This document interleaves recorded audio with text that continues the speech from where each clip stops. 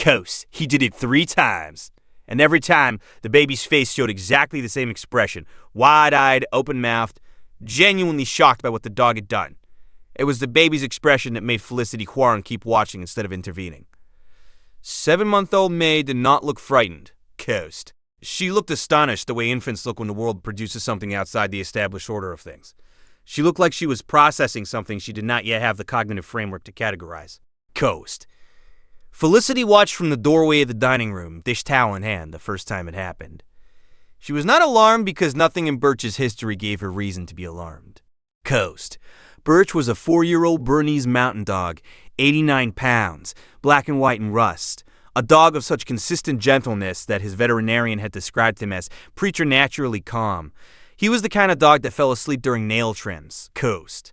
He had never startled, never snapped, never so much as broken a toy with excessive force.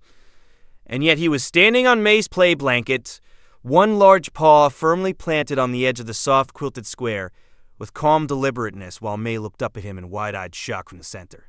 Coast. It is worth noting that a Bernese mountain dog does not accidentally step on something at the edge of an infant's blanket and remain there. Their body awareness is exceptional. Birch knew exactly where his paw was. Coast. Felicity called him off. He came immediately. May resumed batting at her hanging toys. Birch went to his bed in the corner and lay down. Coast. An hour later, May's grandmother's cat knocked a toy off the coffee table, and it landed at the edge of the play blanket. Birch rose, crossed the room, stood beside the blanket, and placed his left front paw on the edge again. Felicity stood in the doorway. Birch looked at her. He did not move his paw. Coast. She crossed the room and looked at where his paw was planted. She crouched down. She lifted the edge of the blanket. Nothing. The hardwood floor beneath it. Normal. If you stay for stories about what animals sense before we do, you are in the right place. Subscribe so you don't miss the next one. Coast. She was still thinking about it that night when she mentioned it to her husband Grant. He was an electrician. She described where Birch had been standing. Which corner of the blanket, which part of the floor. He put his fork down. Show me, he said. Coast. They moved the play blanket. Grant crouched on the floor where Birch's paw had been, pressed his ear to the hardwood, and was still for 15 seconds. He stood up. He went to the basement without saying anything. Coast.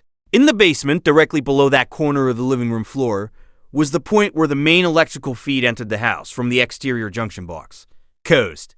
The metal conduit that protected the feed wire had a hairline crack, stress fracture, Grant estimated, probably from the temperature cycling of several winters.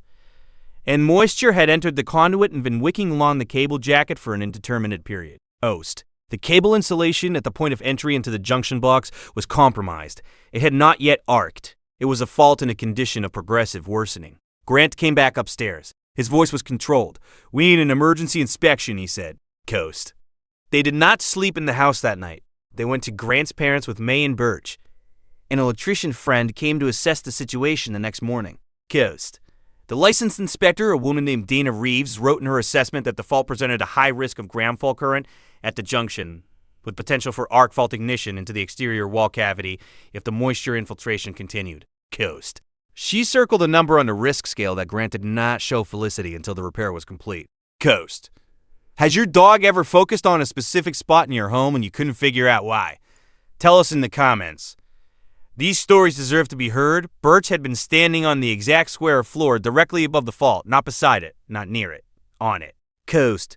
Electrical ground faults produce an electromagnetic field distortion at the fault point that propagates through structural materials.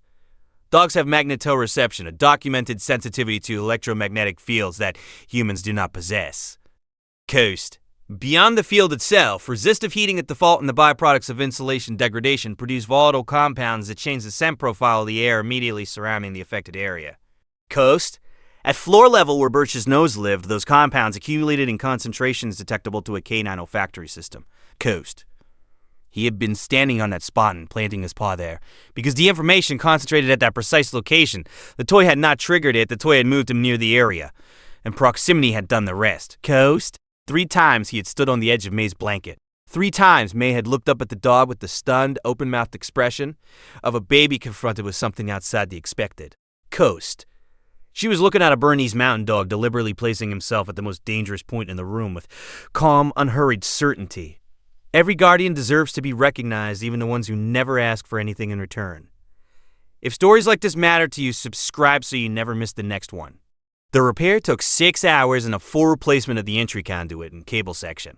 Dana wrote on the completed inspection form, "House is safe for occupancy. Grant read it twice. Coast." Birch went back to his bed in the corner of the living room when they came home. He settled himself, heavy-bodied and calm, and did not go near the play blanket for the rest of the evening.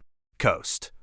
The next story involves a dog who kept pressing his nose against the kitchen cabinet under the sink, and a family who thought he was looking for a lost toy. Coast. Felicity put May on the play blanket the next morning. May immediately went for the hanging toys. Birch watched from his corner bed with the unhurried attention of a dog who has completed a task and returned to ordinary things.